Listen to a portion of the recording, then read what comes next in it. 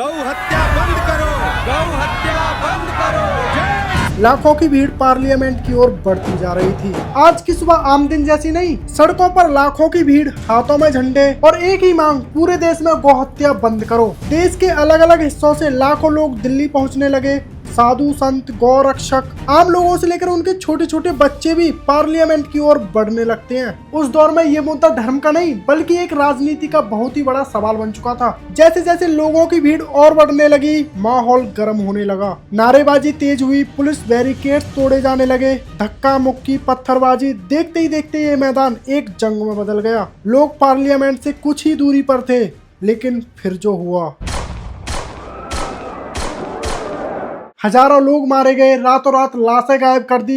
लेकिन हमारे देश की report. Hello everyone, Rudra here. 1947 Bharat एक सेक्युलर देश होगा।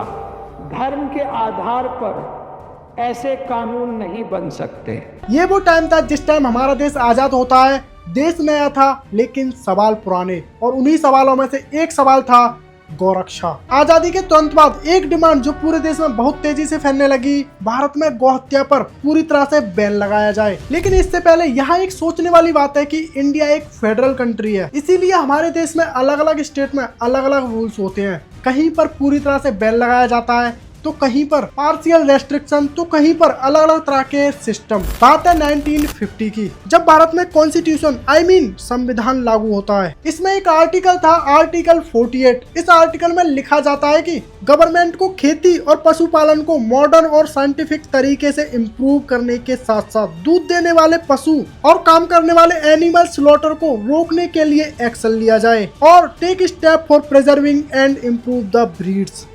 पशुओं की अच्छी नस्लों को बचाने के साथ साथ उन्हें और बेहतर बनाना। लेकिन ये फंडामेंटल राइट्स नहीं था, बल्कि डायरेक्टिव प्रिंसिपल था। मतलब कोई भी इंसान कोर्ट में जाकर ये नहीं कह पाता कि इसे तुरंत लागू किया जाए। इनफैक्ट हम गवर्नमेंट से उम्मीद कर सकते हैं कि वो इन प्रिंसिपल को लॉ और पॉलिसीज में लाए, और यही आर्टिकल 48 गौरक्षक के लिए बाद में सबसे बड़ा लीगल पॉइंट बना। 7 नवंबर 1966 दिल्ली पार्लियामेंट हाउस। लाखों साधु संत और आम इंसान से लेकर उनके छोटे छोटे बच्चे पार्लियामेंट की ओर बढ़ते जा रहे हैं। देखते ही देखते भीड़ इतनी बढ़ जाती है कि लोग बैरिकेड्स को तोड़ते हुए संसद भवन तक पहुंचने ही वाले थे। लेकिन तभी महाराष्ट्र पुलिस को भीड़ पर एक्शन लेने का ऑर्डर मिलता है। लाठीचार्ज हुआ, भगदड़ मचने लगी। ये हिंसा इतनी बढ़ जाती है कि कुछ लोग और बच्चों की मौत तो सिर्फ पैरों के नीचे आकर हो गई। लेकिन तभी कुछ ऐसा होता है कि ये हिंसा इंदिरा गांधी की मौत का कारण बनती है।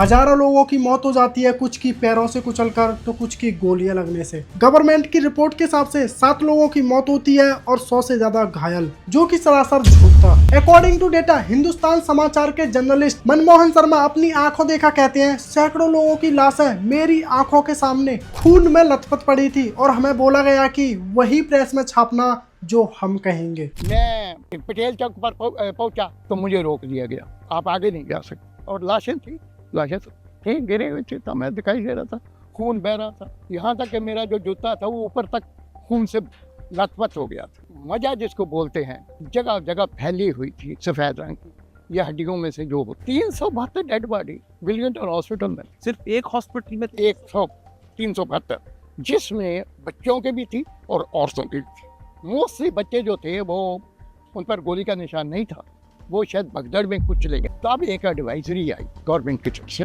कि सिर्फ प्रेस नोट जो गवर्नमेंट ऑफ इंडिया का है वही आप यूज करेंगे, अपनी पर्सनल रिपोर्टिंग नहीं करेंगे। ये साफ साफ कि जो हम प्रेस नोट इशू करेंगे आप उसी को छापें, और उसको शब्द छापेंगे।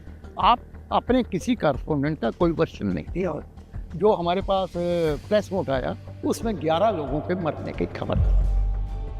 हजारों लाशों को ट्रकों में भरकर रातों रात दिल्ली के आउटसाइड एरिया में जला दिया जाता है। यहाँ तक कि ये भी नहीं देखा जाता कि कौन जिंदा है और कौन मुर्दा। इनफैक्ट कर्म कितना भी बुरा सही, लेकिन उसका इम्पैक्ट और भी बुरा होता है। इस इंसिडेंट को देखने के बाद स्वामी करपात्री महाराज इंदिरा गांधी को श्राप देते हैं कि इंदिरा गांधी की मृत्यु गोपाष्टमी वाले दिन ही होगी। 31 अक्टूबर 1984 जब इस दिन इंदिरा गांधी की हत्या हुई, उस दिन गोपाष्टमी का दिन ही था। एंड दी एंड पूछना यह था कि 1950 में संविधान ने गाय की रक्षा का दावा किया था, लेकिन 16 साल तक देश में कोई भी कानून नहीं बना। क्यों? खैर, आज का टॉपिक यही खत्म करते हैं और वीडियो पसंद आए तो लाइक मारो।